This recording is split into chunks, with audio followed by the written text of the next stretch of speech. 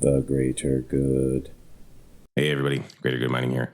Oof, man, Bitcoin went all the way down to $98,380. And it sounds funny to say that because $98,380 when you zoom out is huge.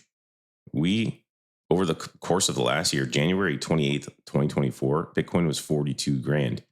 And look at where we're at today. So really, even though Bitcoin crashed and all the alts followed, and probably all of our bags are down like untold amounts of percentages, this is a shakeout, classic shakeout.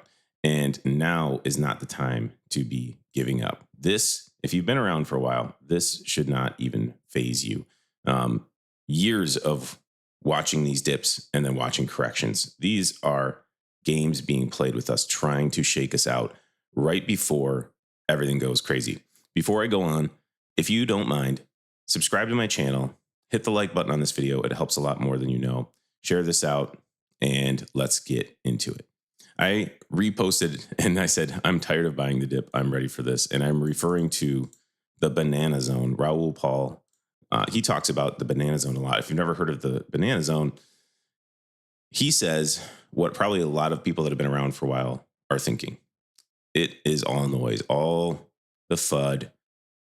Watching the charts every day and seeing that red can freak you out.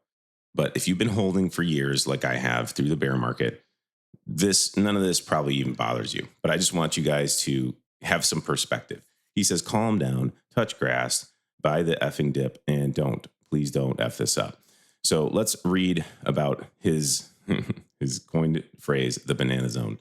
So 2025, he calls it the Banana Singularity. Taking all of our work into consideration, we believe 2025 will be another good year for risk assets like our cryptocurrency. We're still in the early stages of what he calls a banana zone, which officially kicked off last year with global M2 breaking higher. And that's just extra money that's being flooded into the economies all around the world. So we're going to echo what we've said. In the past, 20 to 30% corrections are completely normal. And we expect them, we embrace them. And if you're in a position to do so, use the opportunities to add, like he said, buy the effing dip. Hopefully this has shed more light on our current thinking around growth, inflation, liquidity, the Fed, overall market dynamics, illustrating why we maintain our bullish stance for 2025. Rest assured, we'll be continually reviewing our views as the year progresses and as the data changes. So he shows different charts of what he calls a banana zone in different cycles. This is 2011 to 2012. Look at this right here. He calls it the boring zone. And he feels like we've already kind of gotten a little bit past the boring zone. But if you look past the boring zone in like 2016, like 2020, there's going to be corrections. And these look small on this chart, but these are huge corrections all the way up to the top. You can see how scary it's about to get, because when you see your bags pump and all of a sudden drop sharply, that's going to be scary. And if you look right here, that's kind of where we're at right now in the banana zone. So he's saying that we still have a lot of room to run. And if you look at these previous cycles, look at where the top potentially could be and look at where we're at right now. So that is pretty impressive.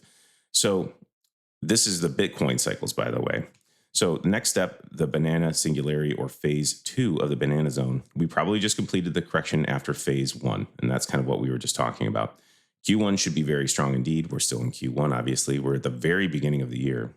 And we've literally just about a week ago, got a new president that has very openly stated that he's all about crypto. He's going to try and help the crypto community and get us where we need to be as far as regulation goes and some clarity. So he says, remember, the Treasury will draw down TGA while the debt ceiling is in play and will drain the reverse repo, likely leading to an end of quantitative tightening. Then the Chinese will kick off their massive stimulus, and the EU and UK will join too. So we're expecting economies around the world to ease up on quantitative tightening. The global M2 should rise. We should see risk assets take off this year, and we're getting supply shock because tons of massive companies are buying up Bitcoin over the counter, and eventually people are going to have to start buying spot. More games will be played on the way up. Be ready for the games. So I just wanted to do this real quick, this video, just because there's a lot of FUD on X right now. A lot of people are very negative about crypto and mining and things like that. It's tough to continue to mine when you watch, especially altcoins, dip so hard. And I do feel like they're trying to shake us out. So I'm going to keep mining. If I can buy a little dips, if I have a little extra cash, I'll do that. We're not there yet. We've got a long way to go this year. It's going to be a wild ride. So strap in, go touch grass maybe today, and just keep on hodling.